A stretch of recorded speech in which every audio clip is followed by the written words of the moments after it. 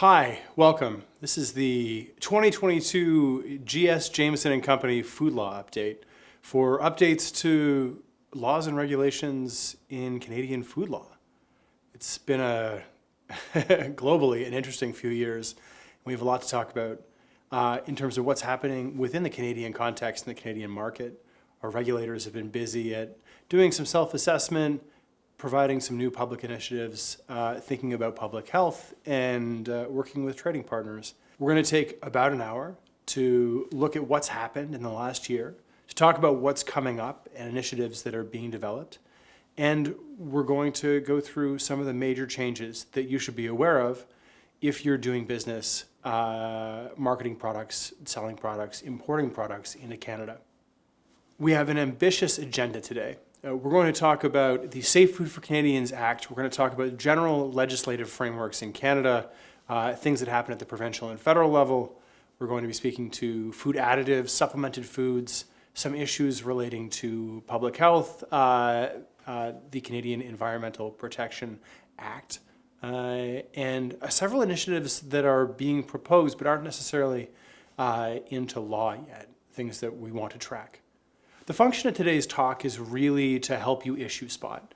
The idea is to help you find, when you're considering whether your product's compliant in Canada, if it's already here, or when you're contemplating Canada as a new market for a new product or for an entity that doesn't currently do business here. There are many considerations, and some of them are business related, some of them are tax related. So at Jameson Company, we do two primary types of law: food regulation and corporate commercial work. Now, that food regulation takes two different forms. The first form is front-ended work, making sure that a product that's brought into Canada is actually able to be sold in Canada. Often there are licenses involved, compliance issues relating to labeling claims, product formulation, ensuring that the correct tariff is applied, and other issues related to marketing, advertising, and trade. On the back end, we do quite a bit of work in managing enforcement processes with the regulator that oversees food in Canada, and that's the Canadian Food Inspection Agency. I'm going to refer to them a lot as the CFIA. The CFIA has remarkable powers, starting with letters and meetings and the ability to sort of access places and sample products, take things, seize things, and it extends all the way up to criminal charges. So CFIA can choose to proceed with the Department of Justice to seek for jail sentences and fines, and sort of there's everything in between. Internationally, the Canadian Food Inspection Agency has a great reputation as a science-based regulator and as a regulator that acts in good faith.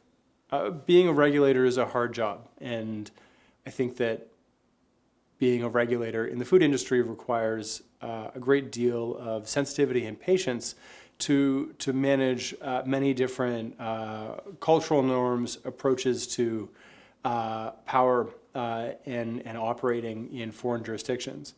And so often there are confusions, sometimes there are aggressive positions taken either by industry or by CFIA. And we're typically brought in to make sure that CFIA executes its mandate in a way that is fair and clear and results in a resolution that is effective both for its larger policies, but really also to ensure that the client is protected and the client understands what its obligations are going forward. On the corporate commercial side, we take that knowledge and we place it into agreements.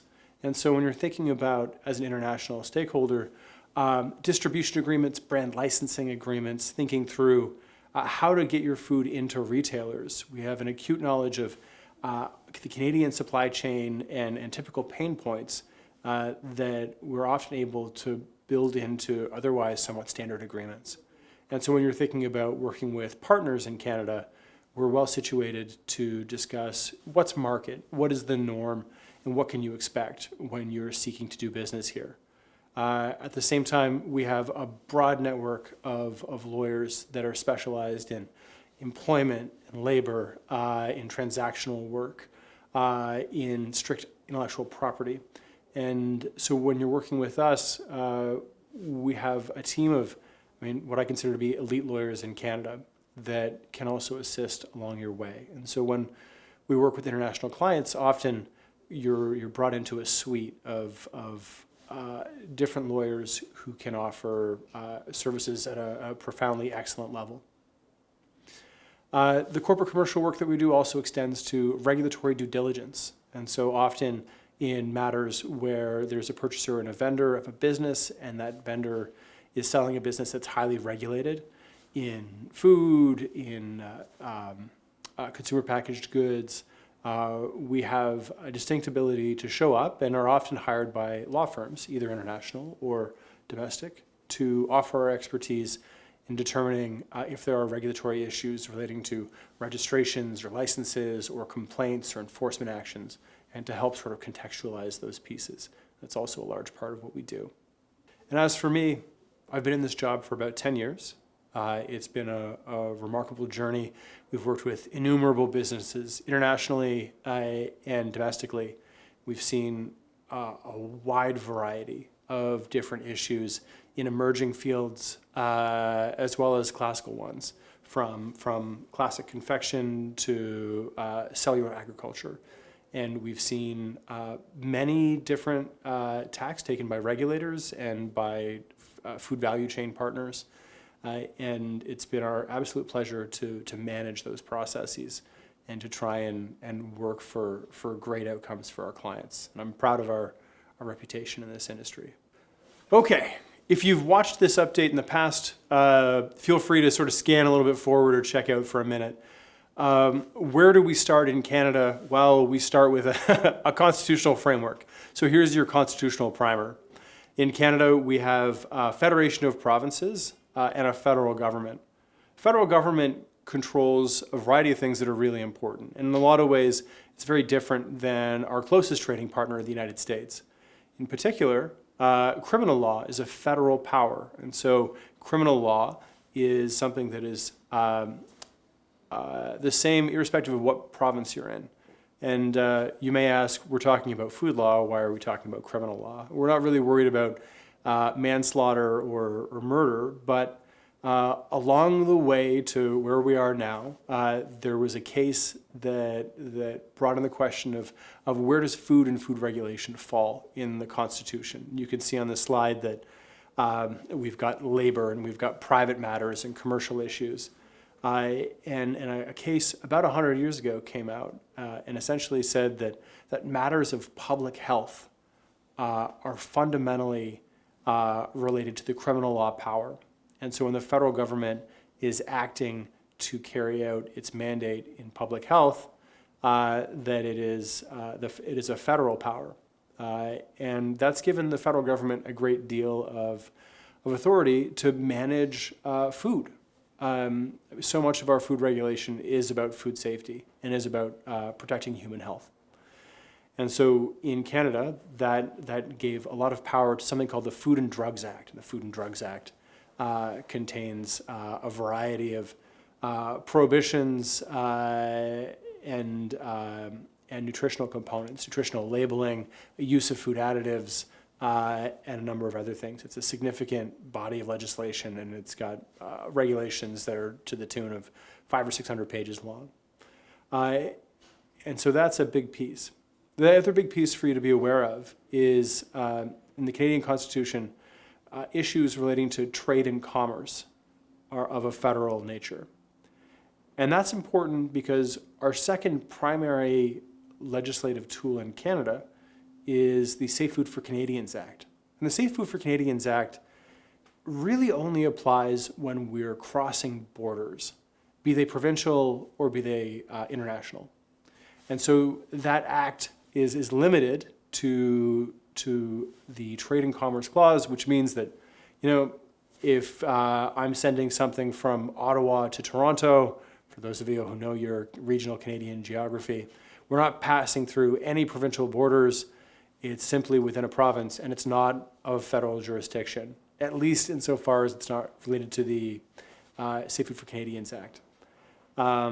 However, because food does relate to public health and safety, it is a criminal law issue, and so aspects of the Food and Drugs Act do apply.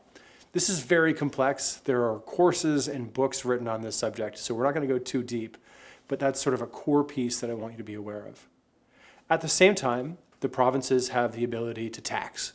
So no more than a month ago, Newfoundland and Labrador has passed a sugar tax and brought that into force for things like soda, which now I think Newfoundland and Labrador, there's a 20-cent surcharge per liter of soda pop that you buy. And that's entirely within the power of the province. Likewise, provinces have the ability to run their own recycling programs and build laws and rules around that. That has led to province by province frameworks for recycling aluminum and for recycling glass bottles.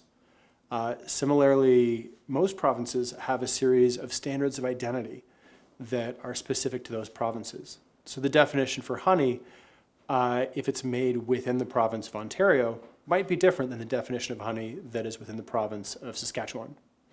And so when you're marketing products as an international stakeholder, you're really concerned about the federal framework. But there are provincial issues that you should be aware of.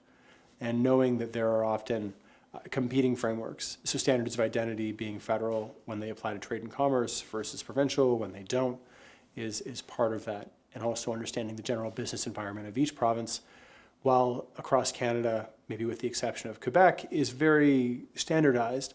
There are different nuances to each jurisdiction. And with that, we're going to talk about, or primarily focus from here on out on federal issues. This video is primarily for international stakeholders, and so we're really thinking about products that are being brought in from abroad and being marketed in Canada. And because of that, certainly there will be provincial issues along the way, and those are worthy of consideration when you're going through this process. But by and large, the big threshold issues in terms of whether you want to do business in Canada or not, or whether your product is compliant, are likely going to be found at the federal level. So the Canadian Food Inspection Agency, which I referred to before, CFIA, oversees a ton of legislation and regulation. You can see on this slide that it deals with the Food and Drugs Act and the Safe Food for Canadians Act, which is our focus today. But it's also deeply interested and focused on feeds, seeds, fertilizers, and really it oversees everything from seed to table. Like it's really a comprehensive agency. Having a singular regulator makes things a lot easier in some ways. We look at our compatriots in the United States, and there's always an awkward division between what is a USDA issue and what is an FDA issue. In Canada, we don't have that problem. It's just always going to be the CFIA. The difficulty is with such a large regulator, there are areas of expertise, and making sure that you're dealing with the right folks is often essential to coming out with a good outcome. At the same time, there are agencies that are not involved in enforcement so much. Health Canada creates public health policy. That public health policy informs most of our food-related policy. Approaches to allergens, approaches to toxins, approaches to obesity, to marketing to children, those sorts of things. Those usually are generated from Health Canada. Likewise, there's Agriculture and Agri-Food Canada.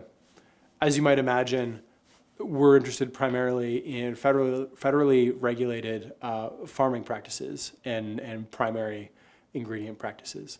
We're thinking about grains, we're thinking about endless western prairies. Those are primarily regulated by Agriculture and Agri-Food Canada. For our purposes, we're really not going to focus on those today, although they are overseen by CFIA. And issues do come up from time to time with stakeholders, often, for example, in the export of wheat and wheat safety, for example. Lastly, if you're considering bringing a product into Canada, you're considering entering into the Canadian market, somewhere to think about reaching out to prior to doing that is Global Affairs Canada. Global Affairs Canada offers tremendous support for exporters and importers of products in and out of Canada. And if you do have issues trying to find a partner, trying to find some support, some government aid, you're trying to open doors, they can be an extraordinary tool for international business to help build pathways in the Canadian marketplace. And so we've had some clients that have had tremendous success in working through problems relating to processing power in Canada, for example, or finding partners here with Global Affairs Canada. There are a number of other very important but not entirely central to our discussion agencies in Canada to be aware of. Obviously, the Canadian Revenue Agency, got to pay your taxes, understanding what value-added taxes are involved in doing business in Canada, what your obligations are there in terms of creating an account or not. There's a competition bureau that deals with consumer protection at the federal level, as well as abuses of market dominance. There's the Canada Border Services Agency, which for food is not something that is engaged with very often, because at this point there's a policy in place that food is simply directed to CFIA, but there's certainly an agency that does exist that does rear its head from time to time in relation to the importation of food. And then there's Health Canada's Regulatory Operations and Enforcement Branch. They oversee an act called the Canada Consumer Product Safety Act, which is similar to the Safe Food for Canadians Act, but for consumer products. And consumer products extend to what we would call sort of near food. So pet food, pet treats, those sorts of things can often be regulated by that body. And that body acts in a similar way to CFIA. But if you're selling things that aren't quite food, they're sort of near food, then that's an entity to be aware of. So our first stop on updates is on something that isn't really an update in and of itself, and that's the Safe Food for Canadians Act. As I mentioned before, this is a federal statute that relates to goods, or applies to goods that are crossing borders. It is an overwhelming piece of legislation, to the point where it was passed as an act in 2012. It wasn't really brought into force until 2019. It took 7 years to sort of figure out what the regulations might look like for this. Initially, it was intended to centralize and streamline a constellation of different acts and regulations that had grown over the years. So the Consumer Product Labeling Act had a definition for what a label was. At the same time, other acts had different definitions for what labels were.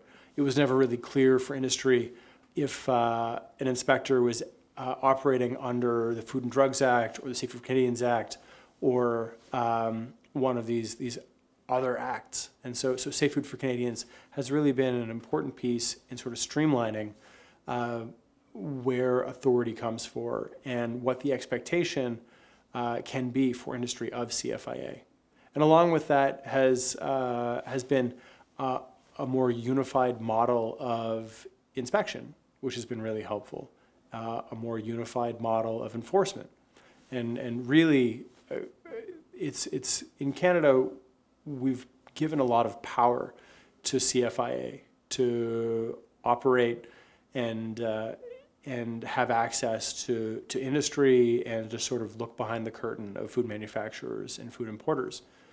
That's really scary. And so what's important to food manufacturers and food importers and other value chain stakeholders is that there's a good faith relationship. And so CFIA has done a pretty good job of standardizing its processes as compared to where things were, say, 15 years ago, so that industry can now understand better what to expect. So obviously we've given the CFIA a lot of powers. If a license is given, a license can be taken away. And the CFIA, fundamentally, at their core, is an enforcement agency. And an enforcement agency is synonymous with, say, the Royal Canadian Mounted Police. Like it's effectively, they're Mounties that are charged with working on food issues. And that's certainly true when they're working under the Food and Drugs Act, which is actually a criminal law statute, as we discussed before.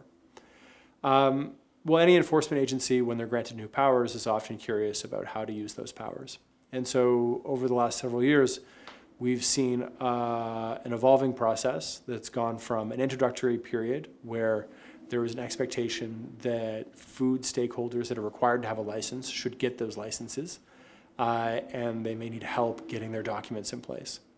What does a traceability document look like? If you're an unsophisticated small business in Canada that's never really turned your mind to it, then this is a process. And CFIA has a reputation in Canada for working towards compliance, which is a really great thing. At the same time, as time has gone on, we have seen more discussions around those documents and the role they play in relation to a license and compliance for activities that aren't necessarily related to those things. So, for example, historically in Canada, a recall would occur, we'd work through that recall issue, and at the end of it, there would be sort of an exit meeting and assessment of how we did, or how the client did. Now, it's kind of like getting pulled over by the police in your car. And so we need to have a recall. So, okay, so you've been pulled over. We think that there's been a contravention of some regulation in some way. We need to pull products off the market. While we're doing that, can we see your license and registration? And the license and registration in this context is usually relevant documents relating to food safety, relating to traceability, and those sorts of things. And those are being asked of stakeholders by the regulator. And it makes sense why. I mean, the idea of the Safe Food for Canadians Act and regs, the framework, is about traceability primarily, right? There's an understanding that our food value chain is complex, and an understanding that it's not always easy to determine where a pathogen is originating from. And so by having traceability documentation ready and a clear understanding by CFIA of what your internal processes look like, it's much easier for CFIA and Public Health Agency of Canada, which oversees public health outbreaks, both sort of coronavirus, monkeypox related, but also foodborne illness outbreaks, helps them understand where issues are arising and where they're coming from. And so that's been a big change for industry, because industry now, in a way, needs to learn how to have those documents in their sort of hypothetical Safe Food for Canadians glove box, like ready for if they're pulled over, if they're caught in a speed trap, if they're genuinely driving dangerously, if there's a problem. That's sort of the new reality here in Canada. And so from an enforcement perspective, what we're saying to our international stakeholders is to ensure that when you're choosing parties to work with in Canada, that we need to be very clear that they have all the documents that they're required to have in order and in a way that would be acceptable to the regulator. Because if they're not, then that entity in the context of enforcement action can be a real stumbling point, and it can potentially restrict their ability to work in the future. As a foreign brand owner that has partners in Canada, it's important to make sure that there is a level of compliance that's being met to ensure that they can rely on that partner and make sure that they understand their obligations and that the brand owner's goodwill associated with a recall or associated with a poorly run business isn't put at risk. I mean, for brand owners, something we talk about a lot is how fragile goodwill is, right? The feeling that's associated with a brand or a product.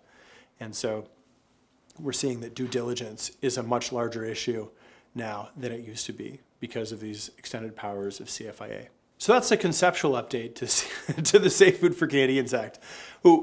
Now we're going to actually talk about real updates. The real updates are much less exciting and much less impactful, frankly, for international stakeholders. The first is certain standardized container sizes have been repealed. Historically, there was a concern, especially amongst canned goods, that a consumer could be taken advantage of by misleading packaging sizes, and that they might not actually get all of the applesauce or jam or tomatoes that they actually were entitled to. And so in Canada, we had strictly regulated container sizes. Those are now gone. And that should really help our European friends, because our European friends operate on the metric system with varying container sizes. In Canada, typically those sizes were tied to fluid ounces because there were really rules that came from before Canada switched over to the metric system. Similarly, for other products that are standardized commodities, there have been additional container sizes that have been allowed. Again, similar in the same vein. And this will allow for more simpler trade certainly between Europe and Canada. And lastly, there's been a modernization of the regulations by repealing formerly required words, often relating to honey relating to cheese, often descriptive words that can still be used but are no longer required. So for example, growing up in Canada, we always ate liquid honey.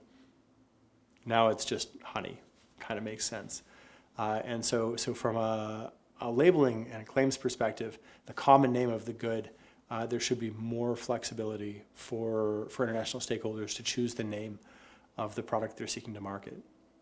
I think these are all positive things. They all kind of make sense, and they all sort of relate to a slow modernization of how our regulations affect the marketing of products in Canada.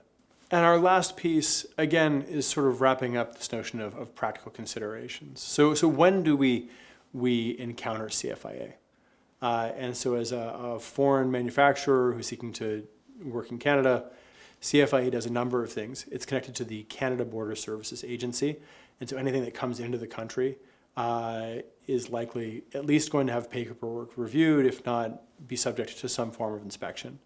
The frequency of inspection is typically associated with the assessed sort of degree of risk, which is often related to compliance history, and then the product itself.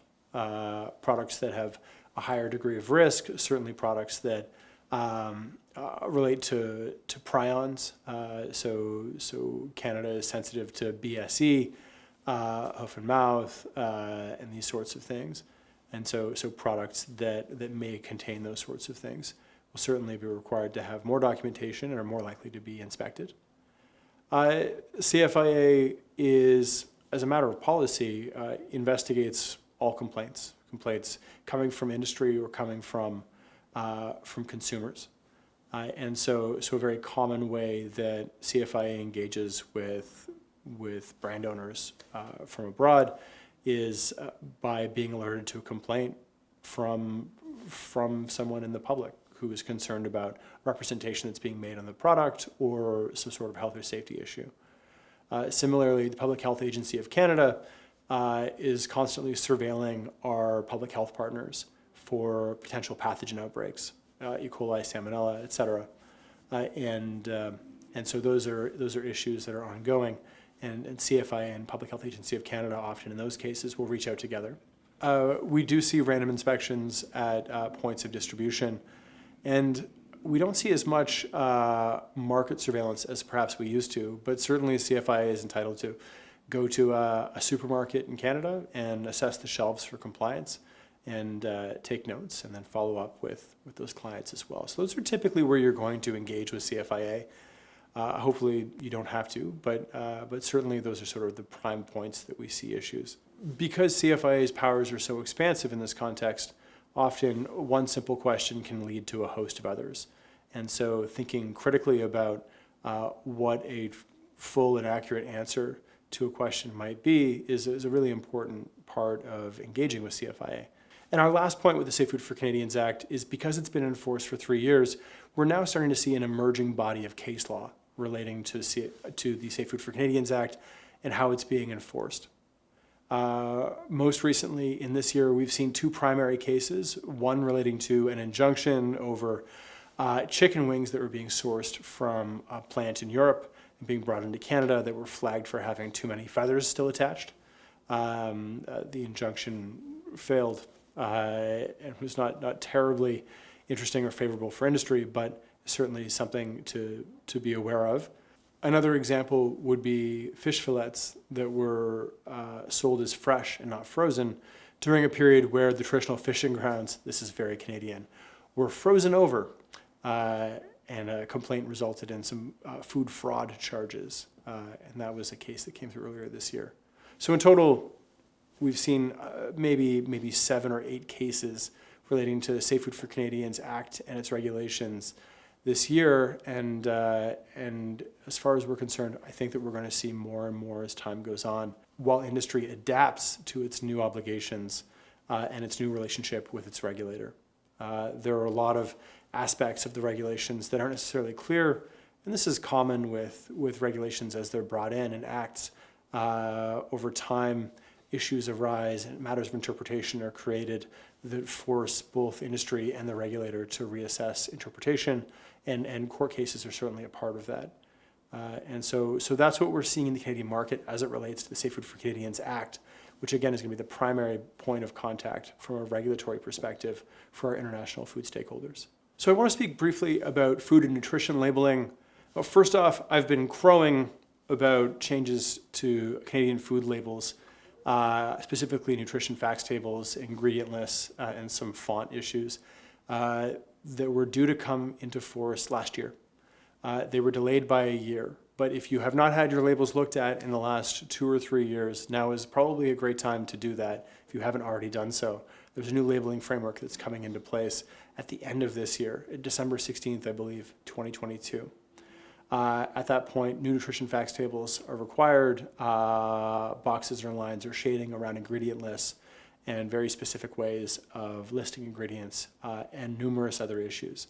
And so if you're acting with stale markets in the Canadian marketplace, we expect to see considerable energy being put towards enforcement of new labeling in Canada over the next year or two, while industries finally are brought up to speed on the new regulations. But we don't expect a whole lot of grace from CFIA because industry was effectively granted a year of grace already due to COVID-19. So that's the first thing. Please be aware of that. Secondly, I just want to, along the same vein, note that food regulation in Canada is continually changing. And we see this in a number of different ways. The first is in the Environmental Protection Act, we have something called the Domestic Substances List. The Domestic Substances List effectively denotes basically every compound that is deemed toxic or non-toxic or usable and how in Canada. This is changing to the tune of usually 70 to 80 changes per year.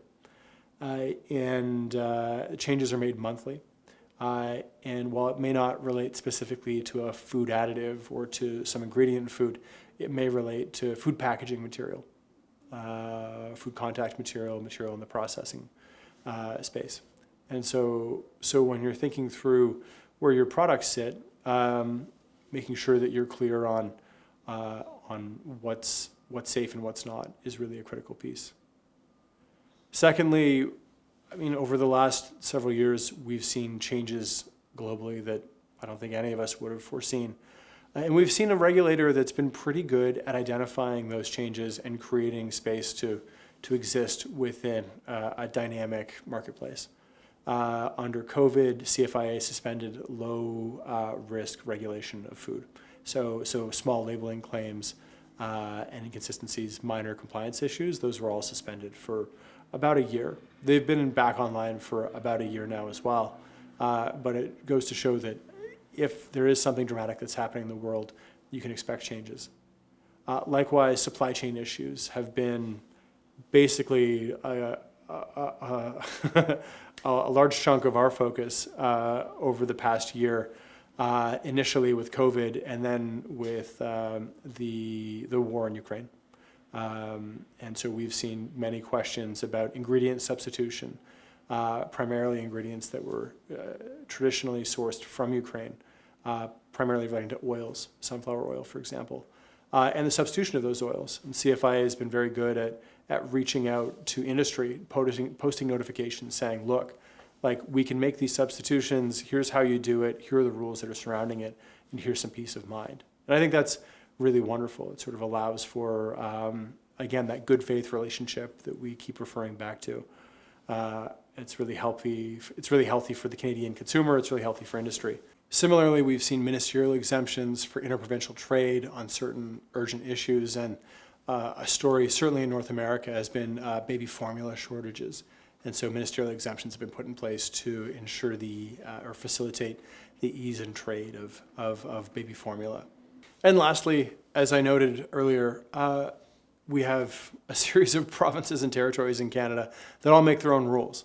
So perhaps it doesn't change your access to the market, but it certainly changes your relationship between the brand owner, how it markets its products, its relationship with its distributor, and the distributor's relationship with the retailer and the Canadian public, or at least the Newfoundland and Labradorian public. But our point primarily is that the Canadian Federation is a dynamic place that is continually going through changes, both at the federal level, but also at each of the provinces. And so when you're thinking about entering a market, it's certainly a good idea to speak to those who are domestic here to investigate, make sure that you're comfortable with the risks that you're taking on and that you're aware of what your obligations are. Okay, on to the big hitters. Canada announced this summer that they are finally ready to proceed with front of package labeling. This is happening. We've been talking about this for years now. I've been doing presentations on what front of package labeling frameworks might look like in Canada for about 5 years. And now we have the real goods. This framework is not that dissimilar to some of our trading partners, specifically Mexico. The framework is about sugars, saturated fat, and salt. And it's for general prepackaged items that contain at least 15% of the daily value of those things. If you have 15% or more of those items, salt, saturated fat, or sugar, then you'll be required on your prepackaged item to have front of package labeling that says that you have an excessive amount of those things in your product. Front of package labeling is a concept that's been talked about and thought about for years now. Certainly in Europe, in Australia, in the United States, in the UK, and Mexico, for example, there have been different strategies that have been talked about, whether it's industry-led, like what we've seen in the US, whether it's Nutri-Score, which is something that we've seen a lot of member states at least talking about that sort of approach, a general health approach, like what we've seen in Australia. But in Canada, we've landed on something, again, very similar to what you've seen in the Mexican market. So if you're in the Mexican market, you can sort of look to how that's affected advertising and marketing and labeling, and you can kind of get a sense for what to expect. Now, the concern or the worry here is that that a product might be treated unfairly as compared to certain competitors. And so what we would say is this has been made as clear or as simple as I think we could have hoped for it to be made, which is we've got fairly plain numbers. It's 15% daily value for general prepackaged items. For small items under 30 grams or 30 milliliters, it's 10% of the daily value would trigger a front of package warning. And for large items, for example, frozen dinners, prepackaged meals that are over 200 grams, it's 30%. If you're exceeding those quantities in relation to those reference amounts, then you are required to have front of package labeling. Now, what does this mean for industry? Well, notionally, this means you have a choice. You can comply with the framework by putting a front of package label on your item, or you can seek to game the system, try and move that formulation down under 15%, under 10%, or under 30%. For most of our larger international clients, generally speaking, there is an emphasis on standardization. So long as competitors are experiencing the same degree of regulation, there's not been a huge rush to change formulations in markets that have required front of package warnings. So you can see on this slide, here's an example of what the warnings will look like. Health Canada took a long time in deciding what they should look like, what color they should have, if any, and what trigger they should have. You'll see what we've seen recently in Mexico. And so the Mexican market has had front of package labeling for a number of years now, and it's really been immense. It's significant and clear labeling. You can see on this example here, we've got some candies, and then we've got a bottle of mustard. And we're talking about like sort of 20% of the front of package label is taken up by warnings relating to these daily value issues. In Canada, we're seeing something that is starting off in a much more modest way. And so for your marketing departments who are concerned about being run out of town with cigarette-style labeling that prevents any sort of expression, know that these front of package warnings do seem to be in scale without necessarily getting in the way of larger marketing or advertising, at least as compared to what our partners are doing in Mexico. Our next big banging change in Canada is a supplemented food framework. Selling caffeinated energy drinks in Canada has been challenging for essentially everyone since caffeinated energy drinks have been created. For about 10 years or so, they've been created under a temporary marketing authorization from the minister, essentially a ministerial exemption from the Food and Drugs Act and regulations that allows something to contain more caffeine than a cola and other supplemented or enriched items that sit outside of what the Food and Drugs Act and our food additives regulations allow for. And that has been done under the guise of basically a research agreement, which is to say, like, we'll allow you to market your energy drink in Canada so long as you take copious notes as to who's buying it and where and what volumes you're selling and if you have any adverse reactions, almost like what we'd see in a drug framework. And so energy companies have complied with that, and those licenses exist for a while, and then they get renewed. And now that process is coming to an end. It's been effective in terms of allowing companies access to the market. I mean, certainly you can buy energy drinks here in a similar way that you can buy energy drinks in most other Western markets. But the process to get there has been long, it has been arduous, and it's been involved both for industry as well as government. Government has spent many, many hours. We have friends at the Nutritional Pre-Assessment Division in Ottawa that review these applications, and generally speaking, the risk to public health versus the costs in implementing this process is something that has been somewhat questioned. Now we're ushering in a framework for supplemented foods. The public health concerns are still the same. We're worried about children drinking thousands of milligrams of caffeine. We're worried about the effect of too many milligrams of vitamins, and at some point they become toxic. Those are concerns, and those are very valid public health concerns, but generally speaking, Health Canada has come to a place where they are comfortable with a framework that allows for the marketing of these foods. And for those of you who market energy drinks, what you're going to see in this supplemented food framework is going to be very familiar to you. A supplemented food now is something that will be able to be sold, but it has very specific labeling requirements. It's required to have a caution, it's required to be very clear about ingredients, and it has a specially designed supplemented food nutrition facts table. So this is really exciting for the marketing of food in Canada. In Canada currently we have regular food that has regular food laws that apply to it. We've got natural health products that require a license and are usually in the form of a drug, so a powder, an elixir, concoction, those sorts of things.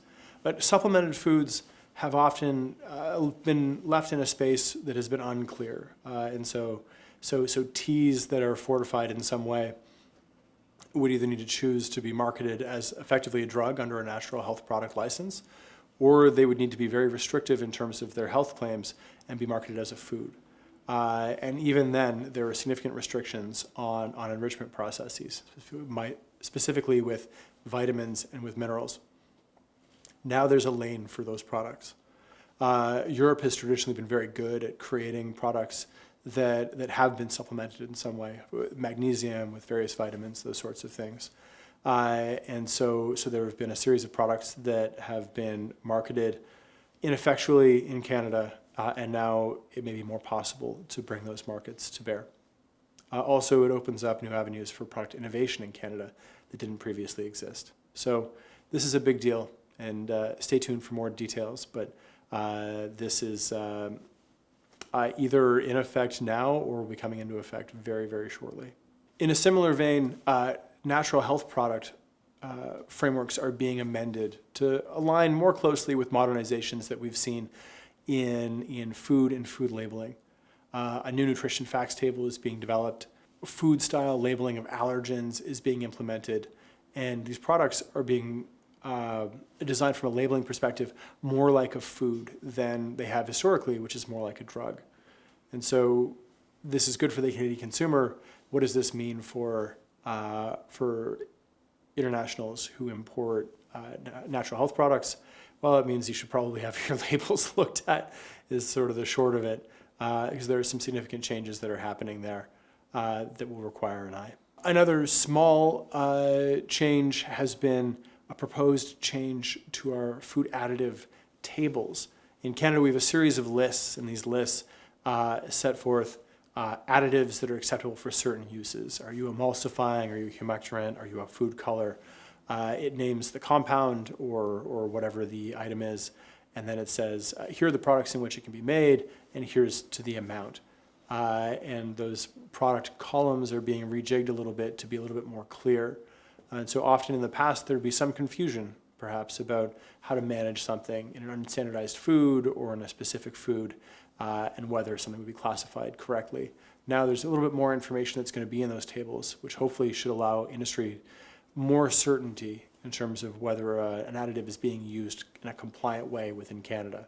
So those are changes coming down the pipe as well. A piece of legislation that we haven't focused on in the past, but deserves a lot of focus this year, is the Canadian Environmental Protection Act, which is an act designed to oversee any new organisms or, frankly, compounds or substances that may cause harm to Canadian public health or environment. And when you think about how broad that is, it really affects everything from grain and plant breeding attributes to new organisms. It's certainly a component of cellular-based agriculture, all the way through to plastics use and toxic substances. And so we're spending more and more time thinking about the connections between the environment and food. And our legislators and public health officials are doing the same. In Canada, the most significant prominence is the implementation of a single-use plastics ban. Now, the single-use plastics ban won't really affect most international stakeholders. It seems to be really focused on the takeout environment. The federal government was, in all honesty, quite responsible in ensuring that anything that was banned needed to have something that could substitute for it. So, for example, plastic cutlery can be substituted for something else. Straws can be substituted for paper straws. Stir sticks don't need to be plastic. Plastic bags do not need to exist. And so those are all edicts. Those are all part of the single-use plastics ban. In terms of international stakeholders, certain packaging rings, so for brewers, for example, are being eliminated. As a child of the 90s, it reminds me of all the sea turtles we saved by opening up all of the ring cans of our pop and beer. But that's certainly a significant change that's coming down the pipe. And I think for international stakeholders, what's helpful to remember is that this is often a first step, a first foray. Canada has announced a very ambitious recycling plan and some significant environmental targets for 2030. And while that seems like it's a long way away, as we get older, time passes faster.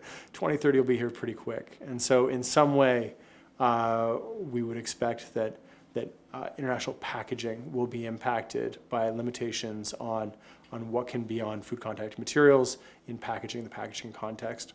And so this is a file to think about and to sort of track on an ongoing basis, because it will evolve quickly. However, for now, the single-use plastics ban really does not relate to most international food companies and is very much focused on the retail or food service environment. There are two other major issues of note in the Environmental Protection Act framework. The first is significant new activity notices, which is if a substance is being used for a materially different function and does not meet a series of requirements, a notice is required to be filed with the federal government. This is a new piece. It's unlikely to involve most mainstream manufacturers of food. However, if there's some innovation going on either with the product itself or with its food contacting materials or packaging, it's certainly something to think about. The second piece that's important to note is our toxic substance list, which is continuously evolving. This year in the EU, for example, titanium dioxide has gone through a significant study where European member states have effectively banned it or are in the process of banning that additive. A similar review was conducted in Canada, and we deemed the additive not to be toxic. It's totally fine. At the same time, benzophenone, which is an additive that has traditionally been used in Canada as well as in the European Union, has been banned and added to the toxic substances list. This just is an example of how fluid and not always aligned our various regulatory frameworks are related to food composition, and particularly what might be deemed toxic, carcinogenic, that sort of thing, might go through a ban. And so those are just two key areas where we're seeing some divergence, and certainly some more attention needs to be paid by international stakeholders when working in the Canadian context, bringing products here. Now, a big part of this update is looking ahead to see sort of what's new looking around the corner, what our regulators are thinking about. We're lucky in Canada in that CFIA publishes a regulatory roadmap for 3 years at a time. And so last year we had 2021, 2022, 2023. This year it's 2022 to 2024. And this year, in an unusual turn, what we saw from the regulator was, as opposed to a fairly perfunctory, mundane approach to describing what aspects of change might be coming up, we saw something that we might refer to as like a home truths session with the regulator and thinking through its activities as well as its regulatory and legal frameworks. In particular, we saw great dissatisfaction announced by CFIA in this roadmap with the state of the Seeds Act, the Feeds Act, and an impetus to modernize those frameworks. In Canada, we've slowly been going through modernization as relates to consumer products, and then to the Safe Food for Canadians and food. And now most recently, we're seeing proposed changes to the fertilizer regulations, which haven't really been touched since 1983, so in almost 40 years. And so for the regulator to say, look, what we have currently existing in seeds and feeds and other areas is no longer acceptable. It's out of step with our times, it's out of step with what other frameworks are providing and how we regulate, is really quite notable. And so what we can expect in a lot of ways is some changes coming through to those pieces. An issue that we definitely do see is inconsistency in enforcement of rules across Canada. And that is of great concern, and that's something where the Safe Food for Canadians Act framework is really intended to standardize things. However, other pieces are really like some regulatory and legal heavy lifting. For example, changing the feed regulations is a dramatic exercise. We're going from something that is highly prescriptive to something that is license-based and mirrors more closely what we've seen in the Safe Food for Canadians Act and regulations, and should enable more market access by international players to the Canadian feed marketplace, but also create more access for novel feeds, for foods that haven't traditionally been used as feed to benefit our livestock growers in Canada. And along that same vein, we will be expecting similar changes to the Seeds Act and possibly to the fertilizer framework. And so those are things to come. So if you're in those market sectors, note that Canada might be a moving target for a while. You'll see consultations. You should be part of those consultations. You're going to see proposals, and you're going to want to be part of the consulted bodies on those proposals so that you can get your perspective in. Looking ahead to something that isn't law yet, there is a bill in the House of Commons that's at its second reading that seeks to amend the Food and Drugs Act to restrict advertising of unhealthy foods to children. Now, this has been a big discussion for a long time. In Canada, some of our freedom of expression laws are derived from a law in Quebec that restricts advertising to children. However, childhood obesity has become a greater and greater concern, and over the past 5 years, we've seen bills created in Senate to try and target this issue, and now a real effort in the House of Commons in Parliament to create or to curb marketing to children of unhealthy foods. This is a really big deal. We've seen interest in this for a long time, but we're actually seeing substantive interest now. In terms of specifics, a second reading stage is not that far along in the legislative process, and so I'd be hesitant to say that there are going to be any key hallmarks.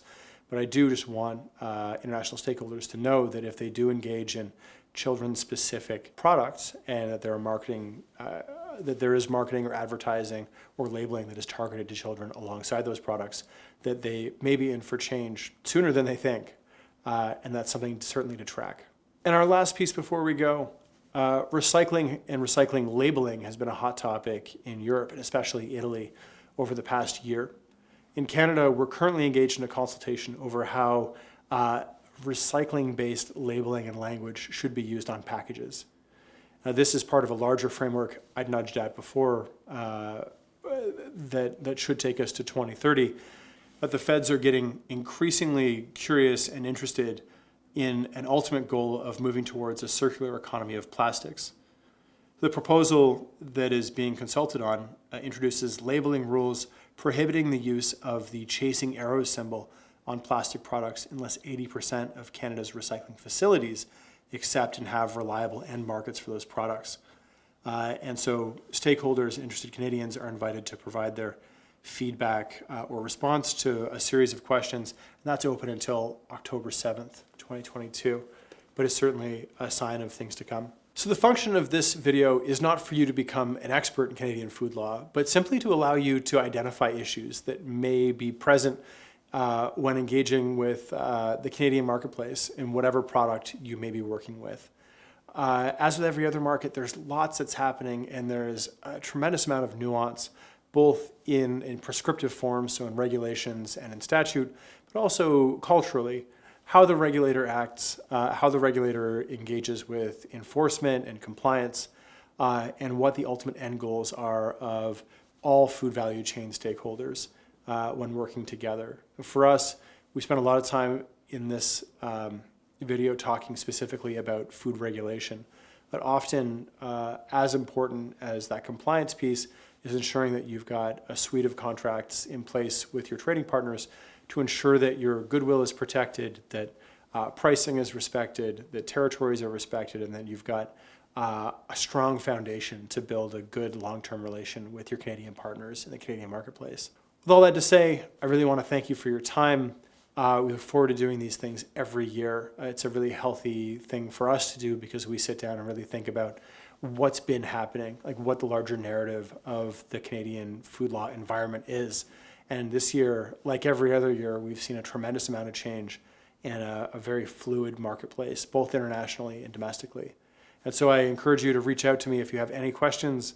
It's been my absolute pleasure to speak to you today. And please come to Canada. Thank you.